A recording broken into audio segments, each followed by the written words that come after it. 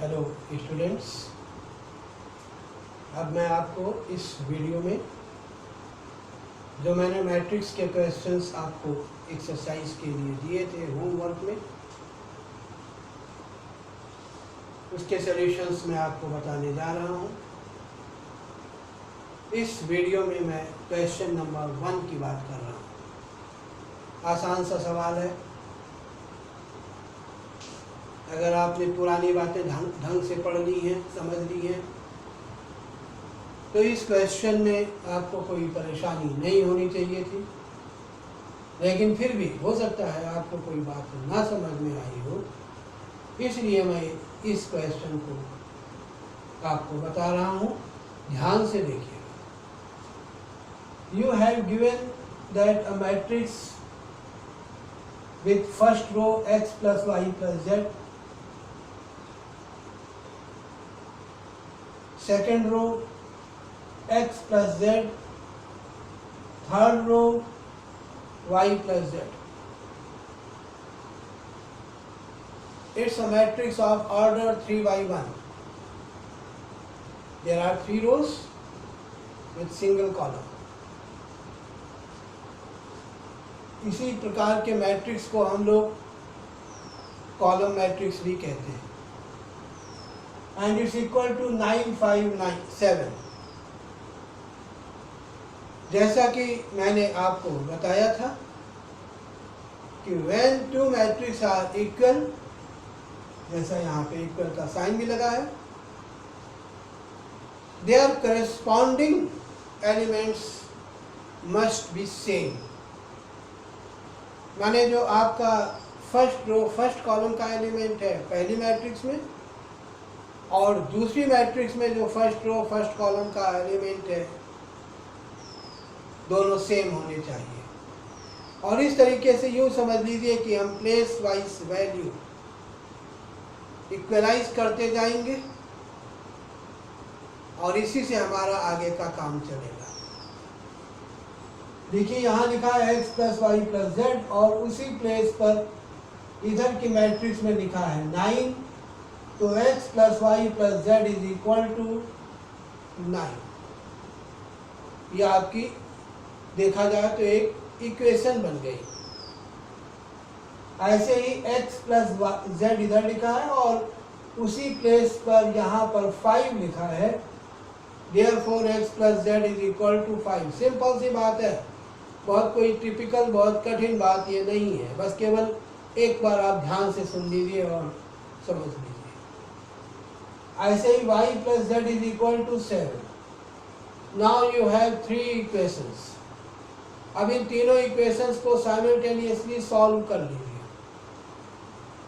इस टाइप के इक्वेशंस को सॉल्व करने का तरीका आपको पिछली क्लासेस में बताया गया होगा। नहीं बताया गया है तो मैं बता रहा हूँ। और सॉल्व करके आप x, y और z की वैल्यू निकाल लेंगे। That will be our answer. अब कैसे निकालेंगे देखिएगा ध्यान से। फर्स्ट इक्वेशन में तो तीनों लोग हैं, x भी है, y भी है, z भी है। सेकेंड इक्वेशन में केवल x और z है, y नहीं है। थर्ड इक्वेशन में y z है, x नहीं है। सबसे आसान चीज़ जो समझ में आ रही है वो ये है कि फर्स्ट इक्वेशन में से चाहे आप सेकंड को माइनस कर दो, चाहे आप थर्ड को माइनस कर दो, किसी भी एक को आप माइनस कर दोगे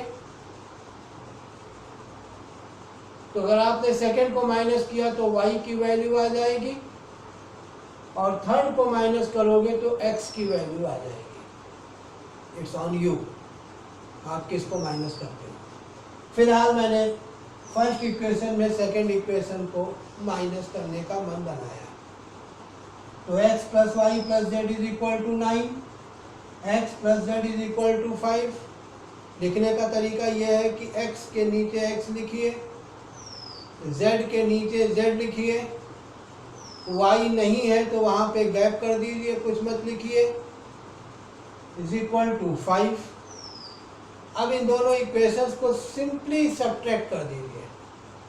जब इन दोनों इक्वेशंस को सब्ट्रैक्ट करेंगे तो x से x कैंसिल हो जाएगा, z से z कैंसिल हो जाएगा, y इज इक्वल टू, अब 9 से 5 सब्ट्रैक्ट होगा तो 4 हो जाएगा, तो 9 माइनस 5 इज इक्वल टू 4। इसका मतलब y इज इक्वल टू 4 हो गया। आ गई आपकी y की वैल्यू। अब आप चाहो तो ये भी कर सकते हो कि यही y की वैल्यू इक्वेशन नंबर 3 में रख दीजिए, तो z की वैल्यू आ जाएगी। तो y की वैल्यू मैंने इक्वेशन नंबर 3 में रखी, जो आई थी 4, तो 4 plus Z is equal to 7। अब z की वैल्यू निकालने के लिए 4 को राइट हैंड साइड में ट्रांसफर कर दिया, तो 7 माइनस 4 हो गया, और 7 minus 4 is 3, therefore z is equal to 3। तो z की वैल्यू भी आ गई। अब आपके पास दो ऑप्शन है, z की वैल्यू इक्वेशन नंबर सेकेंड में रख दो तो x की वैल्यू आ जाएगी, या y और z की वैल्यू इक्वेशन नंबर फर्स्ट में रख दो तो x की वैल्यू आ जाएगी। चलो हमने फर्स्ट में ही रख दिया, तो फर्स्ट में रखा तो x प्लस वाई की जगह 4 प्लस z की जगह 3 इज इक्वल टू 9, माने x plus 7 is equal to 9। अब 7 को लेफ्ट राइट हैंड साइड में ट्रांसफर कर दिया, तो x is equal to 9 minus 7 होगा, and it will be 2, therefore the value of x will be 2। और इस तरीके से आपको x की, y की और z की वैल्यू आ गई। x is equal to 2, y is equal to 4, z is equal to 3। अगर आपको ये चेक करना है कि आपका आंसर सही है या गलत है, तो आप यही x, y और z की वैल्यू इन तीनों इक्वेशंस में से किन्हीं में भी रख लीजिए, LHS is equal to RHS आएगा। तो इस तरीके से ये भी कंफर्म हो जाएगा। ये आपको अगर लगता है कि आपका आंसर गलत है या सही है, ऐसा चेक करना है, तो ऐसा आप कर सकते हैं।